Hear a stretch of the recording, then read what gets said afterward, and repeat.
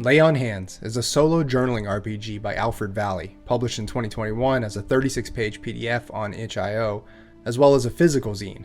The game asks you to tell the tale of a very gifted healer in a post-apocalyptic world, one who can heal either the mind, body, soul, or even animals or machines. In the course of your story, you resolve conflicts and encounters with a combination of spinning a coin and completing simple doodling challenges. The game starts you off with a little blurb here that sort of introduces the world at hand. It's a post-apocalyptic situation, and there is a disease or scourge going around called the Blight, but that's about it. One of the notable features about this solo game is the nature of its oracle. It's essentially a D66 table, so you can use two 6-sided dice, where one result is the 10s and the other is the 1s. But the table is arranged on a full page and presented so that you can print it out and craft a tray. Then when you need to consult the oracle, you spin a coin like a US quarter or Euro 50 cent or British 10 pence, and wherever that coin lands is the result you get. Each result has a number of elements. In the center, you have a general element or prompt to help you describe the result. Like with any oracle, you can use it literally, figuratively, or somewhere in between. Then there's a sub-element at the top and bottom. You can use both or choose the top one if your coin lands heads and the bottom one if your coin lands tails. Then there are two numbers. The one on the left is a D66 result and the one on the right is a D4 result. This game asks you to create your own post-apocalyptic scenario and offers a little bit of guidance in the process. To best illustrate how much guidance you're given, let's build a world together here. This very first table you start with is supposed to create the mantra for the people in your world. You just flip a coin 5 times to get heads or tails, and you've got your mantra that everyone says to each other. On my very first try on this table, I got, "The ways of old smite plague to naught." So if we unpack that a little, before knowing anything else about this post-apocalypse that our character lives in, we can deduce the following. There's a plague. It's been around a while. People are attached to the old ways of dealing with it. Maybe there are new ways of dealing with it, but people keep repeating this phrase almost as a way to affirm their faith in the old ways, even if the old ways don't work. They believe that the old ways will deliver them into some sort of new paradise or some other utopian ideal. I rolled the dice a few times on this table and got a handful of features. Repurposed ruins. So let's say office buildings have been turned into hanging gardens because the ground soil is tainted somehow. Undiscerning death squads. Let's say that they only come out during the day and are vulnerable at nighttime because they can't stay awake without sunlight. It's a feature of the Blight. Painful customs. Let's say people scar themselves with intricate ruins to stave off the Blight, which for reasons unknown actually works 75% of the time. Widespread afflictions. Let's say that the Blight itself manifests in all sorts of weird ways. Best case scenario, you lose all your hair, but some people suffer random organ failure, even if they're young. Others have painful coughs or bleed through their eyes or a million other symptoms, which makes diagnosis almost impossible since it's often indistinguishable from other diseases. As far as healing, let's pick a flesh healer. There are also healers of the soul, the mind, of the plague itself, of creatures, and of machines. I think it would be interesting that our healer has an incredible power to heal flesh, but specifically not the plague at hand, the Blight. So he's a miracle worker, but not quite the one that everyone needs. On the next page here, we have a ton more questions about the world. I won't answer all of these here, but we can say that our healer character is well respected in his community and believes that a better world is just around the corner. This game has 3 core stats called faculties: grit, slip, and wits. These are intended to cover the entire range of possible tests in the fiction, and there's a table here describing some equivalents and example tests under each. The lower the score, the better. But then there are skills ranging from 1 to 3, and the higher that score, the better. So let's bust out the character sheet here and make our character. Let's say his name is Cathedral. At least that's what everyone calls him. Of the 6 types of healing, we said we were going with flesh, so let's go ahead and choose the barber archetype. Barbers in the medieval sense were what we might call surgeons nowadays, just in case you were wondering. Our guy doesn't cut hair. By picking one of the 6 archetypes from the book, we get our starting faculty scores, a list of skills that all start at 1, and a list of possessions. There's also a special, and this feature of the character is at the heart of the game actually. The special for every archetype is one that gives the character the supernatural ability to heal, whether it's flesh or animal or machine or what have you. In the case of the barber, we can use touch to, quote, join bones and heal gashes. And if you were wondering about the title of this game, Lay on Hands, it's an old healing spell from Dungeons & Dragons where typically a paladin can touch the injured to restore hit points. One of the big driving forces of the solo story here is covenants, which our character has taken on as their mission in life. Covenants are supposed to be huge goals, but broken down into stages, so that way you can award yourself incrementally along the way. Let's say that our overarching covenant is, I will free my region of the defilers. And in this case, let's say the defilers are daytime marauders who are torching community gardens and raiding storehouses. The first stage of this covenant would be to take out the local gang, which is composed of 10 marauders. The second stage is to take out a main lieutenant who lives 50 miles away in an abandoned mall. And the final stage is to take out the chief of the defilers, the one who calls himself the God King Sam. This is a sort of aggressive, combative covenant for someone who's a healer, but let's just say he wasn't always like this. He used to be a pacifist until the defilers took everything away from him. There are 5 other archetypes, and they each exemplify 5 other methods of healing. Then there are details, such as one's appearance. Let's do this for Cathedral's appearance. Maybe he's 20, but with a childlike face, at least at the start of our story. Then we get to our pride and pitfall. These are essentially a virtuous thing and a shameful or secretive thing about the character that, if acted upon, afford different mechanical pros and cons. Let's say that for our guy, his pride is that he is able to unite warring factions and settle disputes. And for his pitfall, let's say he's addicted to an anesthetic vapor that he inhales from little glass ampules.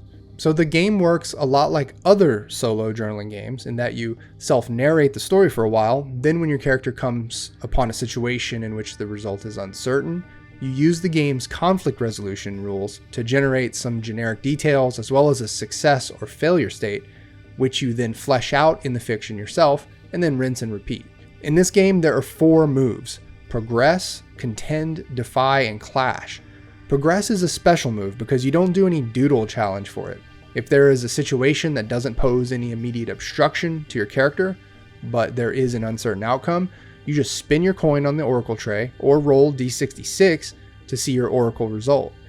There are always 4 possible results, either a success or a failure, with a heads or a tails.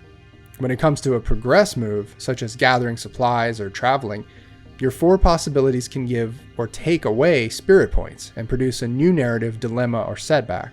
Dilemmas and setbacks are only defined in the loosest of terms and mean just what they seem to mean. Spirit points, on the other hand, are a point pool representing your morale and well-being, and you can spend them to reduce the difficulty of a test. You can gain spirit points by using your special healing ability. You also have another point pool called Spur, which represents your sense of momentum. You gain Spur in a number of ways, including completing a step of your covenant or completing a long rest, and you spend Spur to change a coin flip from tails to heads. Going back to the Progress move, your current Spur level determines the difficulty of the test in this case. Any entry in the Oracle produces a D4 result, and if the D4 value is lower than your Spur, then your move is a success. The 3 other moves, Contend, Defy, and Clash, are handled a bit differently. There are 3 stages to resolving these moves, and they're broken down into 9 steps.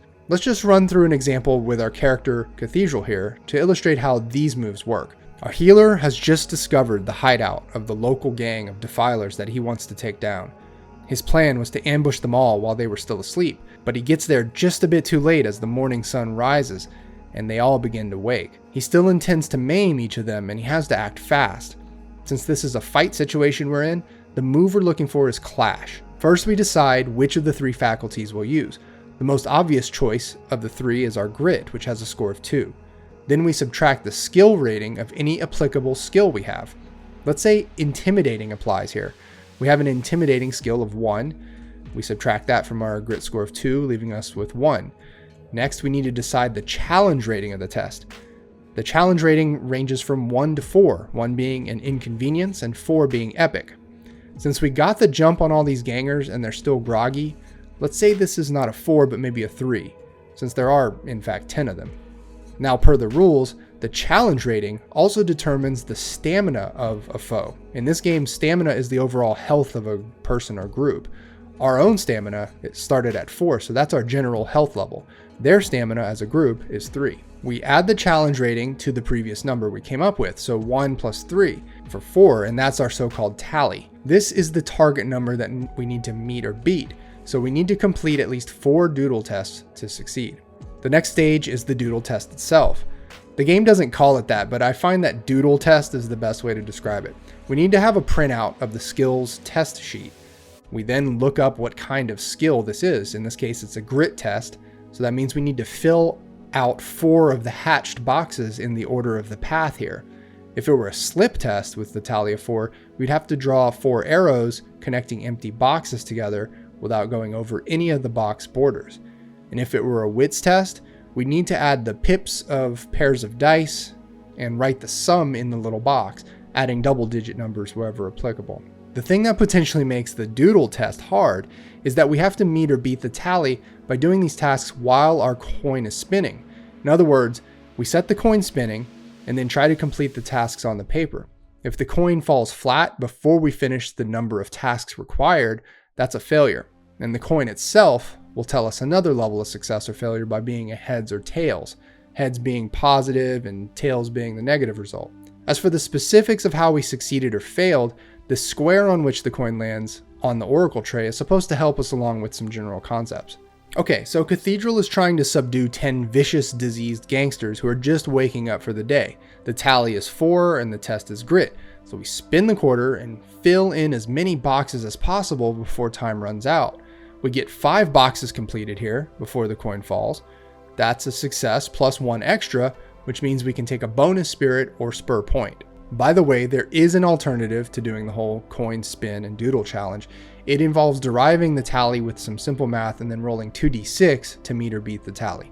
The quarter lands on 36, the beast, with tails. According to the chart, a clash test with a challenge rating of 3 with a success and tails means you inflict 1 stamina, but there's a setback. This group of hooligans had 3 stamina, so that takes them down to 2. We can interpret the beast and confusion from the oracle as meaning we went into a blood rage, letting out our inner beast, but got tripped up and confused when we recognized that one of the defilers we mortally injured is actually a young man from our own community. So we can step out of the fight and lurch into pure narrative mode here because of this plot twist. You know, why not? It's our story. Rather than let the young man die, we can use our healing ability to save him. Anytime we use our special ability, we gain 1 spirit and 1 new skill, but also lose 1 stamina. Our spirit goes up to 4, our new skill could be sleeping ambush, and our stamina goes down to 3. And to be more specific about the bad thing that happens when we heal someone, let's say that each time we use our healing, it ages us a little. The defilers are all taken aback by the dramatic change that comes over Cathedral's face as they witness his own sacrifice for one of theirs, and so on and so forth. Over time, maybe our healer completes his covenant, or maybe he doesn't. But the joy of this game, I think, is that your character makes sacrifices for the sake of others with the backdrop of hopelessness and despair. At its most basic level, it promises a heroic story that may or may not end in tragedy. Alright, here are my thoughts on Lay on Hands. Cons. In the mood. The thing about any journaling game is that it's often a creative exercise and that it can be pretty taxing if you don't have the energy or motivation. And with the case of very specifically themed games like this one, you need to be in the mood to write within that theme. The price of healing. I was able to get by with it just fine, but it would have been nice to see a table that lists a variety of different drawbacks that you suffer from when you use your special healing power. Pros. The dice option. I spent a fair amount of time with this game experimenting with the coin spinning and the doodle test, and I ultimately concluded that it's an important part of the game when you start playing it. But in the end, I found myself just using dice to hammer out the target numbers or tallies, as well as the oracle results. So basically, the coin and doodle thing is really fun and you should try it, and hats off to Alfred for the fun concept. But for the long haul, when you really want to dig in and tell the tragic and heroic tale of your healer in the wastelands, dice are the way to keep focused on the real activity of this game, which is journaling. A slim child of Ironsworn. The author makes no secret about being inspired by Ironsworn, among other games. You can see a lot of Ironsworn in this game, but everything is pared down and simplified. I consider this a strength. Don't get me wrong, Ironsworn is a classic, and in a lot of ways, it revitalized and revolutionized the solo RPG genre in recent years, but there's something to be said for faster play when it comes to solo games. I think Lay on Hands provides a great template for a solo journaling game that has some mechanical heft to it without being too hard to learn. You could easily substitute the post-apocalypse for some other setting of your choice, and replace the special healing ability with some other character conceit. But the trick would be to have the setting and the wondrous ability be in opposition to each other, like it is in this game. Well, maybe that's actually harder than I think it is. Either way, Lay on Hands is a little zine-sized stroke of genius. You should give it a spin. Alright, I'm out. Thanks for watching. See ya.